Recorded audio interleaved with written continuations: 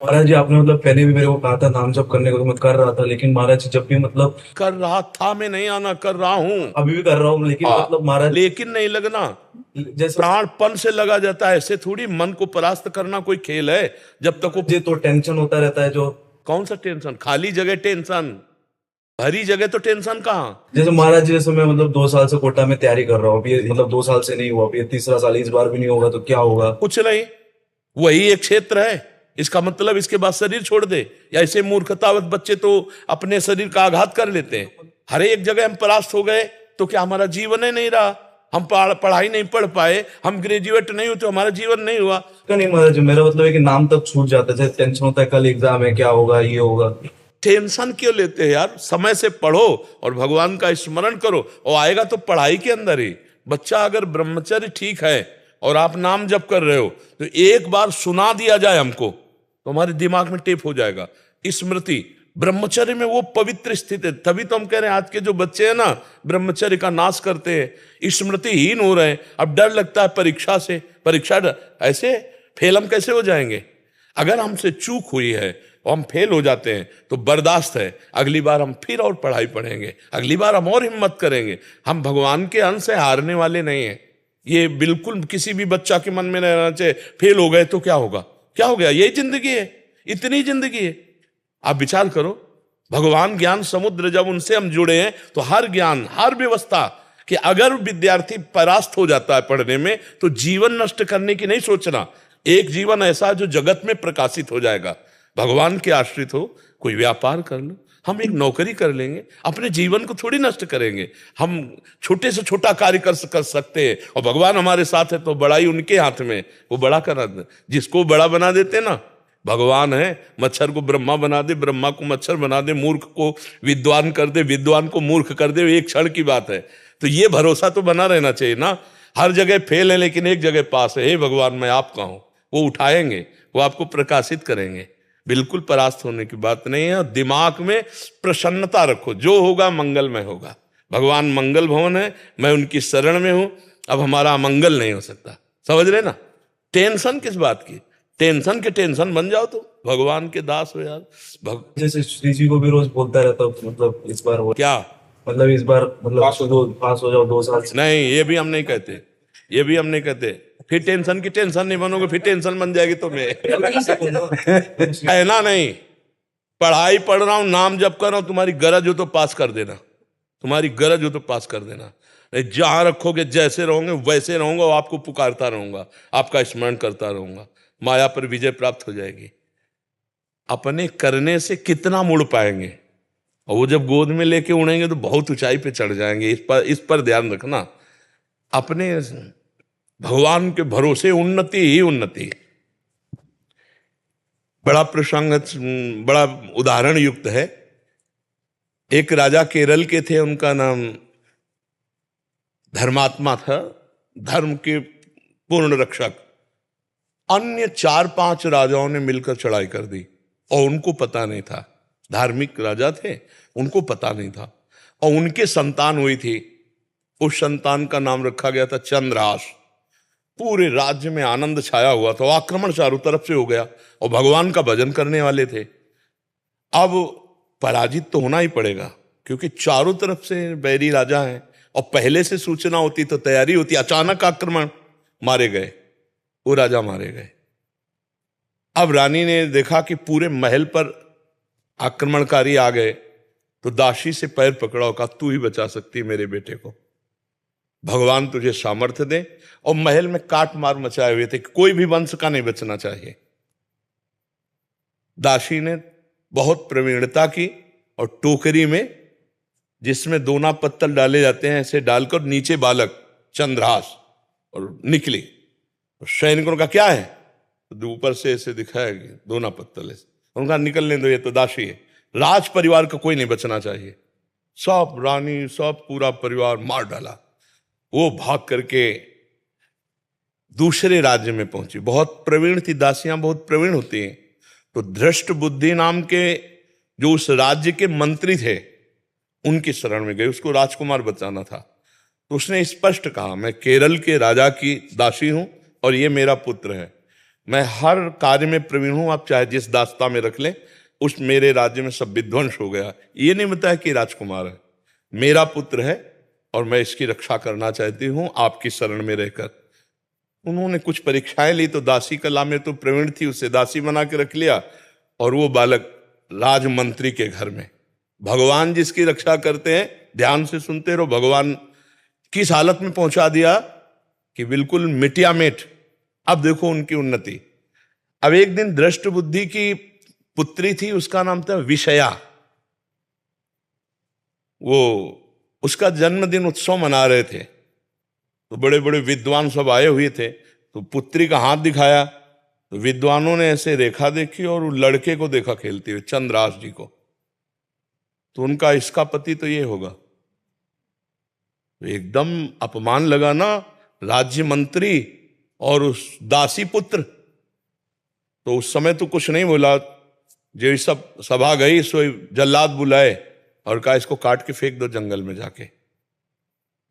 अब दासी की क्या चाला, वहां दासी को पता भी नहीं चल पाया, चंद्रास जी को गायब कर दिया। अब चंद्रास जी को जंगल में ले गए और उनको देवर्षि नारद जी ने जब यहां दासी पुत्र बन करके रह रहे थे तो एक छोटा सा शालिग्राम दिया था। कहा था मुख में रखे रहना, चरणामृत पान करते रहना और कृष्ण कृष्ण कृष्ण ऐसा बोलते रहना। जो भगवान का भजन करने वाले पिता थे, उसी के प्रभाव से देवर्षि नारद जी ने चंद्रास जी को नाम का उपदेश किया। जब वो जल्लाद जंगल में ले गए, बोले बेटा तुम्हें पता हम क्यों लाए? तो उनका हमें तो पता नहीं। तो उनका तुम्हें मारने लाए हैं, मंत्री का आदेश है। तो उनका हमने कोई गलती की है क्या? तो उनका नहीं, उनका आदेश है और हम जल्लाद हैं, हमारे दया है नहीं। पर तुम्हें देखकर ऐसा लगता है कि क्यों मारूं, पर तुम्हें छोड़ दूंगा तो हमारी नौकरी चली जाएगी, हमें फांसी में चढ़ा देंगे। मैं मारूंगा नहीं तुम्हें। तुम्हारे उन्होंने देखा तो 6 अंगुली थी, 1 अंगुली काट ली और कहा ये राजा को दिखाऊंगा जाके कि तुम्हारा वध कर दिया, पर तुम यहां से भाग जाओ। तो काटने से खून निकला, वो वहीं मूर्छित होके गिर गए। कृष्ण कृष्ण कृष्ण कृष्ण कृष्ण, और वो जल्लाद वापस अंगुली दिखाए कि मैं उनको मार डाला हूं। हुमा नाम का एक पंक्षी होता है पहाड़ में, वो परम पवित्र, अगर अपने पंख कर ले तो राजलक्ष्मी उसके चरणों में आ जाए। वो आकर के बैठ गया चंद्रास जी के ऊपर। हुमा नाम का पंक्षी ये पहाड़ों में होता है, भगवत प्रदत्त किसी भाग्यशाली के ऊपर उसका। अब वो अपनी छाया में उनका वो मूर्छित बेहोश, कोई जंगली पशु ने अटैक नहीं किया चंद्रास जी पर। इतने में चंदनवती नाम के राज्य का छोटा राजा, दृष्ट बुद्धि जो बादशाह के मंत्री थे, उनके यहां वो कर देने जा रहा था। तो उसने बहुत आराधना की थी लेकिन पुत्र नहीं हुआ था। तो रास्ते में दृष्टि गई कि हुमा नाम का पंक्षी किसको घेरे हुए। तो जब गए तो देखा चंद्रास जी सुंदर राजकुमार और अंगुली कटी हुई, तुरंत पट्टी बांधी और लेकर के वापस चले गए।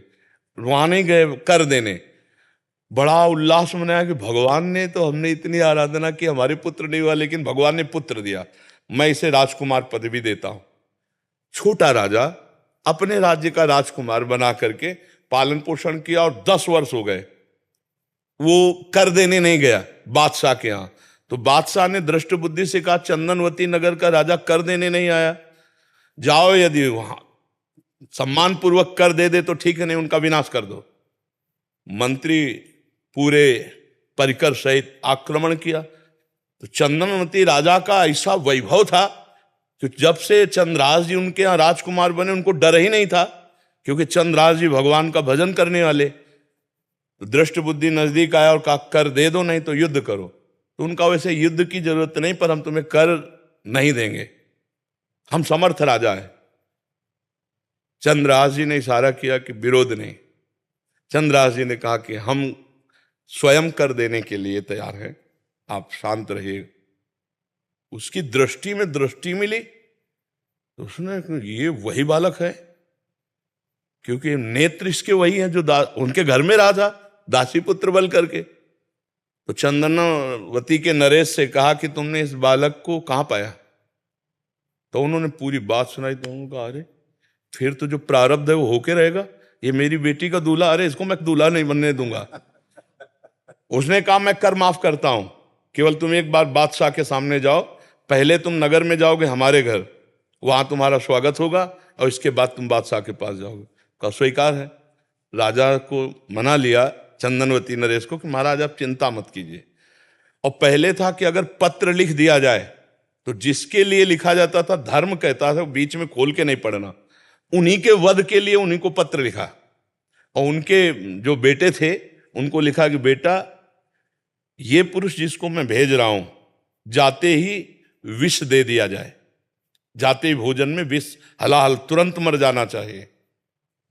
तो उन्होंने ऐसे खोस लिया मुकुट के साइड में और गए।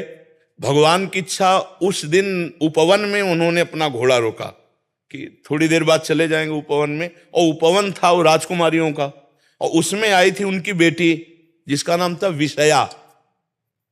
खेल खेल में देखा कि कोई राजकुमार ऐसे विश्राम कर रहा है मेरे राज्य में। नजदीक गई, चिट्ठी देखी, चिट्ठी निकाली, खोली, लिखा था कि जाते ही विषया विष दे देना, जाते ही विष दे देना। तो पिताजी की बुद्धि खराब हो गई, इतना सुंदर राजकुमार इसको विष दे देंगी। उसका नाम विषया था, तो विष के आगे केवल या बनानी थी, तो काजर की रेख से जो दूब का ऐसे लेके वैसे काजर करके या बना दिया विषया। जाते कुछ बिना बेचारे जाते ही विषया दे दे, और बस खोज दिया, चली गई। देखो भगवान का विधान। अब वो जब जगे तो वहां गए, तो जो दृष्ट बुद्धि का पुत्र था, बड़ा धर्मात्मा था, उसने आदर सत्कार, उनका पिताजी ने आपके पत्र दिया। जो पत्र देखा तो उन्होंने कहा पंडितों को बुलाओ, तुरंत ब्याह करो। पिताजी का आदेश, जाते ही विषया दे देना। अब बेटी से ब्याह हो गया, 2-4 दिन हुए, कोई सूचना नहीं पहुंची। तो दृष्ट बुद्धि ने कहा मामला क्या है। वो जब लौट के आए तो बड़ा पूरा नगर सजा था, उत्सव हुआ। उनका क्या उत्सव? बोले आपकी बेटी का ब्याह हो गया। किससे? बोले आपने राजकुमार भेजा था। अब उनको समझ में आया कि प्रारब्ध इतना बलवान होता है। जब घर के अंदर गए तो देखा बेटी, और तो उसने कहा तुम्हें जिंदा तो नहीं रहने दूंगा। मन में सोचा चाहे बेटी भी दवा रहे। 4 जल्लादों को बुलाया और कहा देवी के मंदिर में जाओ। और उसे कहा बेटा अब तो दामाद हो गए हो तुम, पहला पूजन हमारे यहाँ देवी का होता है, अकेले जाया जाता है। उनको भय तो था नहीं, भगवान के तो भक्त थे। बोले आप पूजन करके आओ, बहुत प्रसन्नता हुई कि आप जैसा दामाद। और अंदर से जल रहा था, और उधर 4 जल्लाद लगा दिए देवी के मंदिर में। अभी अकेले देवी के मंदिर में, और इधर जो बादशाह था, बादशाह से पंडित लोग विचार के कह रहे कि इस समय यदि आप राजगद्दी पर बैठेंगे तो अकाल पड़ जाएगा, आपका विनाश हो जाएगा। इस समय कोई दूसरा तत्कालीन राजा होना चाहिए, कुछ क्षण के लिए ही चाहे। तो उनका कौन हो सकता है? तो वहां दृष्ट बुद्धि के जो बेटे थे वो वहां किसी कार्य से, उन्होंने कहा हमारे जीजा ऐसे हैं, बड़े तेजस्वी प्रतापवान, आप देखेंगे तो उनका इसी समय लाओ। तो वो दौड़े, पूछा कि कहाँ है? बोले देवी पूजन करने गए, बाहर से ही पता चला। वो दौड़ के गए और बोले देवी पूजा हम कर लेंगे, तुम जाओ, बादशाह बुला रहा है। अब ये जो मंदिर पहुंचे सो काट के फेंक दिए गए, और वो बादशाह के पास गए। बादशाह ने तत्काल ताज रख दिया। दृष्ट बुद्धि को बुलाया कि नए राजा के स्वागत के लिए आप आइए। अब वो तो बादशाह है, सामने जो ही पहुंचे तो दृष्ट बुद्धि कांप गए। इशारे से पूछा कि हमारे पुत्र कहां है? बोले देवी पूजन। अरे बोले वो तो मार डाला गया होगा, पता लगा तो मार डाला गया। तब वो जाको राखे साइया मार सके न कोई, बादशाह बना ना। अगर भगवान रक्षक, भगवान जिताने वाले तो कोई परास्त नहीं कर सकता। हर विधान उल्टा होता चला जाता है। और अगर भगवान से विमुख हो तो चाहे जितनी उन्नति हो उसका परिणाम कुछ नहीं होगा, या हम मर जाएंगे, सब छूट जाएगा।